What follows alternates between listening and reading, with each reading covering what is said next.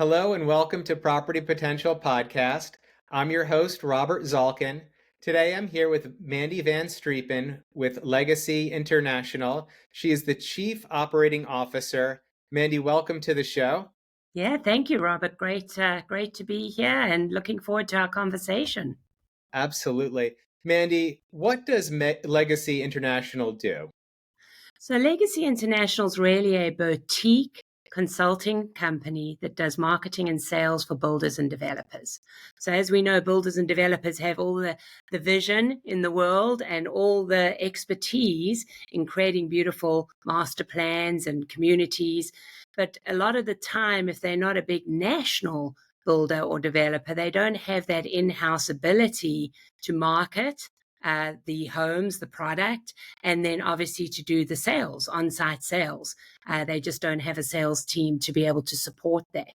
So really what happens is they would call Legacy International, we would consult, and as I say, we provide a wide spectrum from the beginning through design. We can pick up a project either from scratch when it's just dirt, or we've actually stepped in when projects have stalled or they partway through and the builder developer finds that they're just not getting the traction they need.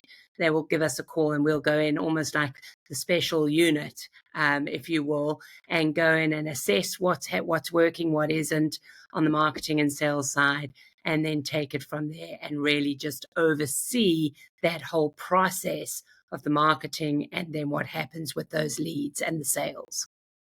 Mandy, I detect an accent. I know you're from South Africa. Tell me a little bit about your background, your story. What brought you to Austin? Love to Yeah, hear about it. great.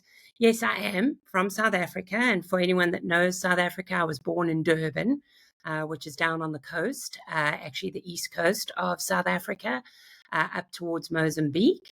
Lived there my entire life, got married there, had both my daughters there.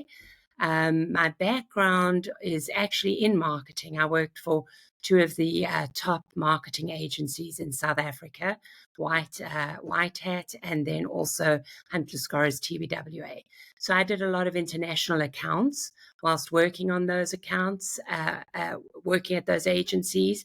And as I say, lived there my entire life, moved to South Africa, moved to San Francisco 27 years ago now. I have to think. It's you know how time goes. 27 years ago, and that was actually through my husband's work that we moved. He worked for an American company, and it was based in San Francisco, software company, and they had asked him to move with the company either to Sydney, Australia, or San Francisco. Terrible choices, I know, but we got to make that choice. We did a trip. I had been an exchange student actually in America right out of high school for a year, so felt a little more comfortable with the move to America than to Australia, and that's how we ended up choosing San Francisco. We were there for 8 years, and actually that's where I got my start into real estate because once we got settled, I started working in the mortgage industry right before the crash. So it was good while it lasted. We did 140, loans a month at that point. And it was flying, and it was California. So that's where I really got my start in real estate. After 8 years, my husband had left the software company, spun off his own software deal. He sold that. And we had the decision to make, where did we want to live? We no longer had to be in San Francisco for his work. And we'd actually visited friends in Austin, loved Austin. If you think back 17 years, anyone that knows Austin, it was still a very small city, if you will, sleepy little city, and outdoorsy. And so we made the move when our kids were at the right sort of age for schools, and came down to Austin. So we've been here now about 17 years. Wow, that's a great story. Mandy, how do you approach a new project at Legacy? hmm So normally what we do is we do a stage one. So we go through a 5-stage process with any new account. And the first stage is a stage 1, which is generally where we go in, we do all the interviews, we look at the players, who is involved, who isn't involved, civil engineers, land planners, softscape, and we see what might be missing. We make suggestions. We have an extensive library list, relationships with strategic partners in all spheres of real estate, whether it's hospitality, whether it's architectural, whether it's land and development. So we would then recommend, hey, we see a little gap. Can we introduce you to the strategic partner? We get the team together that we know it's going to take to get the project from where it is to sales. The ultimate goal is to get to sales. At the end of the day, that's where the return on investment comes for everybody. So it's working through that process. And as I said, it always starts with that stage 1, which is an assessment, where the project is, what's needed, what's the critical path look like, and then is there research, or do we need to do some research to figure out that our assumptions are actually right in what we're assuming for that particular project. Then we would go into our second stage, which is really planning, and that's where you pull sales and marketing in, you do a summit, you start to create product definition, pricing, timing, a budget, and ultimately a strategic plan that you roll out. Our third stage is training, getting the right team in, training them on that project. Our teams are always 100% focused on a project. So they're not general brokers that can go out and sell anything. They learn that project, everything about it. That is their specialty, and they are assigned to just that one project. Then obviously it's execution, get in there, get in with the team and get it done. And then we always have that review and accountability, which is the 5th phase, which is throughout the project looking at what's working, what's not, and what might we need to adjust. How large are the typical projects that you work on? Because we boutique, we generally go with projects anywhere from, we started doing our own vertically integrated construction and development, and we do anything from 30 homes, which are little infills, to big master plans, upward of 400, 500 homes. But we don't do the big builders that are building thousands of homes, the national builders. That's why we say we're boutique. So our sweet spot is generally between 50 and 120 homes at any given project. Can you think back on a project in particular that you've worked on that you're truly proud of, and love to hear a little bit about what makes a project great? Yeah, absolutely. I think the one that comes to mind right off the top of my head is Palmyra Beach Resort down in Port Aransas on the Texas coast. And I think for multiple reasons. When we started that project, it was one of those that had already been envisioned. The original developer had started doing the development. They had stalled out. They sold it. And once McCombs Properties bought it, they brought us in as their partner on the sales and marketing side. So that's one where I really got involved, and my team got involved from the beginning with the new developer.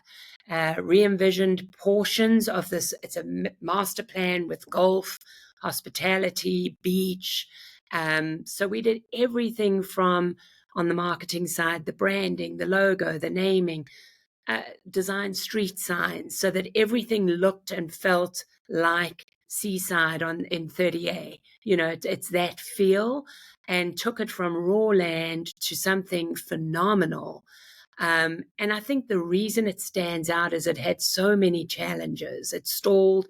We just started to get going. They were hit by Hurricane Harvey. A lot of what had already been done and built and developed you had to go back and redo just because of damage. So it kind of a mini stall and then kickstart again. And with that, you always say, look for the silver lining. Hurricane Harvey was hard on the short term growth and sales. But in the long term, what ultimately happened is that Hurricane Harvey allowed us to truly market and go out and push Port Aransas as a destination.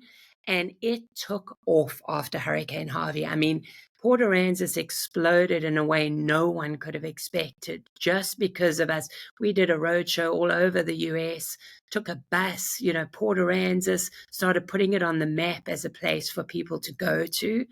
And that really, gave it that kickstart. And then, of course, with COVID, which followed about 2 years later, the drivability for Texans, specifically Dallas, Houston, Austin, San Antonio, made it even more popular. And what happened was you just were not able to even buy a home down there. So going from the sleepy town that really needed to be upgraded and redefined, this community was the catalyst to an entire town actually seeing this incredible growth and positive experience. What do some of those homes go for today? Upward of 2 million. And what did they And start out at when you started the project? when we started the project, we were selling in the condo complex in the 400s. Wow. Those now are selling in the 800s. And then we were selling cottages around 758. Those are now 1.3. So you can see it's just the price, the demand have all escalated exponentially. And that's over a period of 6-7 years. What are some of the challenges that you're currently seeing in today's market? Obviously, everyone's talking about higher interest rates, but I'd love to hear your take on how it's impacting your business and maybe some other challenges in today's market. Yeah, absolutely. So, yeah, of course, the interest rates is the first one. But we're also seeing a lot of constriction in construction itself. There are a lot of delays. I think every builder, every developer is going through the same thing. Initially, it was blamed on COVID, supplies. We can't get this because of COVID. We can't get that. And since COVID, there's just been this, as I say, constriction, it seems like, in construction with trades, availability of trades, getting people to be on a job, stay on a job, complete on time, and then the supplies. So that's a huge, I think, thing that's happening in the construction side. The other thing, obviously, is that the inventory levels remain low. We've been about 300,000 homes short for the past 15 years across the US nationally. So with that inventory shortage, and that will not correct itself for the next, it's going to take another 10 or 15 years. That's what's really holding our pricing pretty stable. People say, are we going to see a bubble burst? Are we going to see the bottom completely fall out? We have seen a correction as we sit today. We have not seen a real estate collapse like we did before. The And demand's that's still there. exactly. Yeah. The demand is there, the inventory is low. So even with this interest rate hike, if you will, we're right about normal right now on interest rates. I know no one wants to hear that, but at 7.5% to 8%, that is normal. Everyone just came to think and believe that the 3.9 to 5 was normal, and that was an abnormal market. And I actually was on a call the other day, a webinar, and they were saying you probably want to be careful what you ask for, because for the interest rates to go low again, something bad probably has to happen. There's a COVID, there's a world war, there is major job loss. So it's kind of, you've got to be very careful. Everyone's like, yeah, I wish the interest rates were low. Well, if you wish that, it probably means something else has happened that's going to affect the economy in a more negative way than a 7.5% interest rate. What are some trends that you see in cities and home building and, kind of future looking? What are some trends that, we should start to really pay attention to? Yeah, I think what I've seen, the numbers right now nationally for new homes, I will say this, are way up. And why is that? Because there's a trend towards incentives from builders right now. They were gearing up and putting a lot of inventory on the ground. One, because of the inventory shortage. Two, there was such a huge demand and the pricing was going up so drastically. But what we're seeing now is these builders sitting with inventory. They also are getting fallout on contracts that were done when the interest rates were low. Now that they come to close 12, 14, 15 months later, people are not qualifying.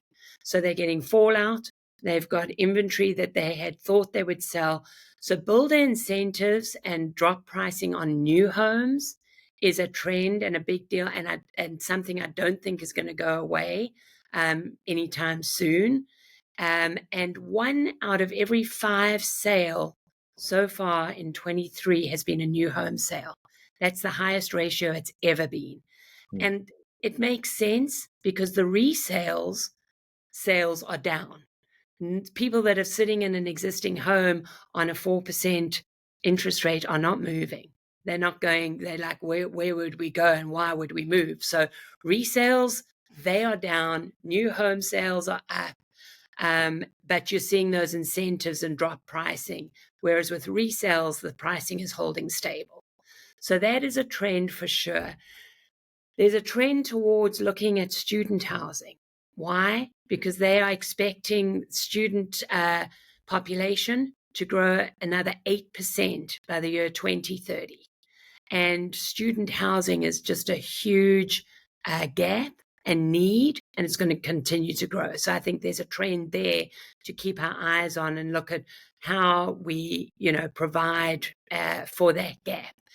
And then I think there is going to still be disruption in the home building with things like 3D printing, sustainability, and just becoming a lot more efficient. As I said earlier on in our conversation, it is taking so long to build a home these days. It should be getting shorter and more condensed, and it isn't. It's getting longer and less efficient. And that is just not sustainable. So I think the home building industry is set to see some disruption for sure. Would you say that's Um, one of the biggest opportunities right now? If you're kind of looking out and trying to find opportunities, it's how do you solve for the supply constraints and Correct. yeah. Correct. Absolutely. I mean, I think the 3D printing, I think the building off-site and delivering and assembling on site. Um, we've always said that sector couldn't compete because of pricing, because labor costs so low. That has always been the issue, is that the labor, providing that labor, one, and two, the labor costs are so low, you can't compete on the manufacturing side. Oh, excuse me. But at some point, the equilibrium of that cost factor is going to outweigh the efficiency and the time frame and how long it's taking. So I think that's a huge opportunity in that home building sector, is to find a way to more efficiently put homes on the ground and not increase the price that substantially from building from scratch. Are you currently working with any developers or any companies that are trying to address that issue or trying to solve for that problem? I'd imagine most folks are looking at different solutions to solve for it. What are you Absolutely. seeing? Yeah, and we did and are working with a company. There's several that we talk to and work with, but one specifically we worked with on a project down in Belize, which, if we think it's bad in the US, if you go to the Caribbean or, anywhere like that. The building there, that's what kills those deals most of the time. So we have worked very closely with a company out of the UK, where they build these modular hurricane. They rated to a Cat 5 hurricane level, which is what you need on the islands and in the Caribbean. But they are fully built to spec in a warehouse, in a factory, and then shipped by container, brought on site, and all you do is prepare the foundation and obviously the plumbing and electric, and that is done locally. But everything is then just reconstructed, and the time frame to do that can be, downward of 6 months. Yeah, fraction of the time. Are Yeah. there any other exciting projects that you have on the horizon that you're looking forward to? Yeah, we did the founders program down in Belize, which was great. Got that launched, which is our specialty, to go in and launch something. We are doing a lot of work right now out at Horseshoe Bay, which is in the Hill Country here in Texas, and we're about to launch a really, really amazing community out there in the neighborhood known as Summit Rock, which has a very exclusive golf course. They're building a couple $100 million clubhouse for Summit Rock. And then we are busy in the planning stage now of a 90 to 100 home custom and semi-custom community up there in Summit Rock, which is really exciting. We've worked on it for a little over a year now, and it'll be good to see it get kicked off in 2024.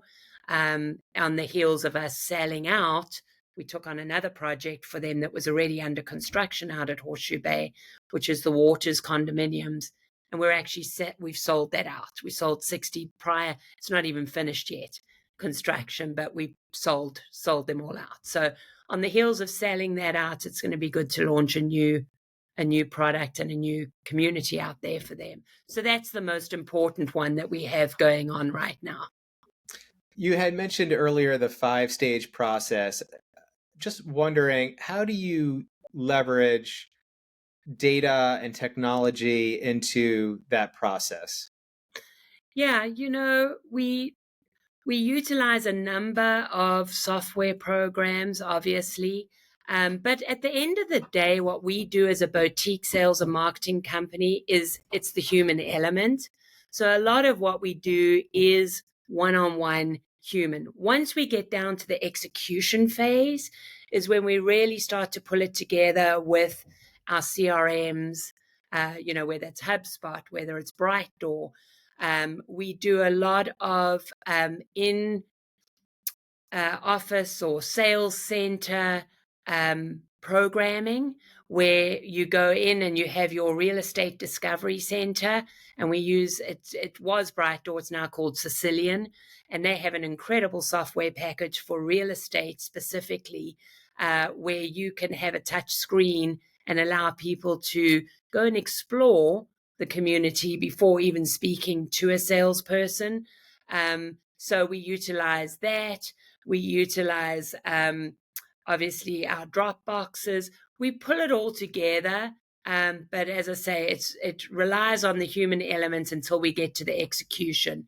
And then we use our software programs for more of the accountability, running reports, looking at the data, and then analyzing what's working and what isn't. And as I said, we kind of pull that together. Depending on the client and what they use, we will bring in the systems behind that integrate and work with what they are using. What are some common misperceptions that your clients have when kind of first approaching a project? Again, it depends on what stage the project's in. The most common one, if we are taking a project from the very beginning where it's just dirt, is that they're further along than they are. We will go into a conversation. As I said, Summit Rock, we've been 18 months on that. When we first had the conversation, that developer wanted to be selling last summer. So it's just, well, yes, we would also like to be selling, but It's taking the steps back to realize what is in place, what isn't in place, and then what needs to be done.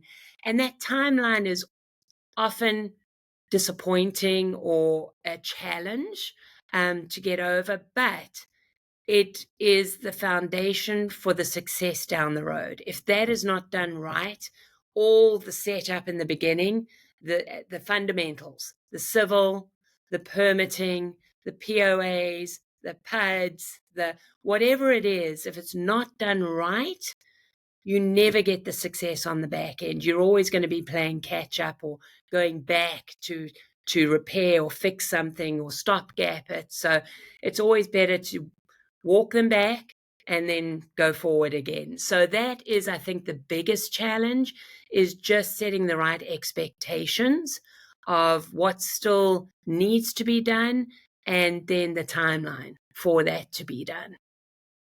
Speaking of timelines, where do you see Legacy International 5-10 years from now? You know, we've had a lot of internal discussion and conversation about that. We've had opportunities to grow Legacy, to combine with strategic partners, to become bigger, to take on bigger clients, do more. We like being boutique. We like being nimble. It's what differentiates us. There are other sales and marketing companies out there that you can go to, and it's, here's the package. This is what we do. Take it, don't take it. Every client we work with is different. Every project we work on is different. And every proposal we do is specific. And we like it that way. So I think we will always be boutique. I think we will always be independent, family owned. Our CEO and president, Philip Jalafka, believes in faith, family, and business in that order. It's a family business. We care about our people just as much as we care about every single person that we potentially sell a home to, because our motto is we are changing lives. We're changing lives. It's a huge decision for any person purchasing a home, but it's also a big commitment for any builder developer that comes to us to ask for our assistance. How do we change the lives of everyone? How do we impact each project to the best of its potential? So I think we will continue to grow steadily, not overly, because it's just not what we want. We are quite happy to be what we are, and we don't want to be anything else. So we will be in the market. We have been for 17 years. We've weathered many ups, downs, market trends, changes. So we'll be here. We'll be boutique. We'll still be doing what we do, which is one-on-one, human to human, changing lives. If you could give advice to somebody, fresh out of college, wanting to go into sales and marketing and in real estate, what are some things you would share with them? Yeah, sales is tough. If you decide sales is the route you want to go, I would say get the training in new homes. We see a lot of people in general real estate that think, oh, I can sell new homes. Because I've been a real estate agent for 15 years. We at Legacy have actually created a division within Legacy that's called New Homes, powered by Legacy. And what that division does is it actually goes into general brokerages and trains their agents in new home sales and marketing, because it is a different animal. It is a completely different way of selling, and it is a completely different skill set because of all the construction development knowledge you need to have to be able to really be the trusted advisor to a buyer of a new home. It's a long process. It's an arduous process, and it's not just about the sale. It's about walking that buyer from sale to close. And right now, that process can be 2 years. So keeping someone in is more of a challenge than actually getting the contract. And so that sales team needs to be so well versed in, okay, now they're under contract. What does that look like? Drip campaigns, construction updates, walks when the time comes, continuous photographs. This is the progress. I mean, it is just a very different, as I say, it's a very different animal. So if you're going to go into sales for new home construction, get trained in new home construction and understand the basics. And if anyone listens to this and would like to know more, as I said, Legacy does have a new homes division. We've got training, which is on demand. So you can go in and do it at your own pace and at least get the basics about what new homes are. And then, on a marketing side, any background with an agency, a publication, but get some real estate, new homes, again, training and knowledge, because it is marketing in a different way when you're talking to buyers of a new home, a new construction home. Are there any books or podcasts or other resources that you like to read or follow up on that kind of help you keep up to date with what's going on in the industry? Yeah, there's online, obviously, if you want to just go and get some information, there's John Burns, which puts out webinars every month. They also put out a newsletter. They have some really good national data and information. Obviously, there's Zonda, Zonda. They have a monthly webinar, which I generally sit on or get the recording. Really good information on the new home side. National Association of Realtors, which is not so much specific to new home construction. Zonda and John Burns offer specific new homes info. RCLCO puts out some good webinars, good information on new homes. Those are the three that I regularly get the newsletters and get on webinars. And then, specifically in your local area, because new homes is also very localized, because there's a lot of permitting information, there's a lot of what's allowed, what's not allowed. So just whatever's in your local, either MLS or other, I would do one of those and then look at those three that are national for new homes. Mandy, do you Books, have any? library, that I wish I could show you. I've got a whole wall here of books. Mandy, do you have any final thoughts as we sort of conclude our podcast? Yeah, I think I had one thing that I'm going to read it because I'd written it down. People always say, when is the best time to buy a home? Should I wait? Should I go now?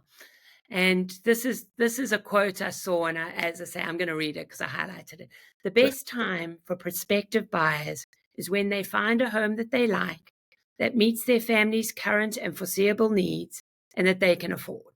It's that simple. There's no best time because it's such a personal choice on timing and on what you need and what you find.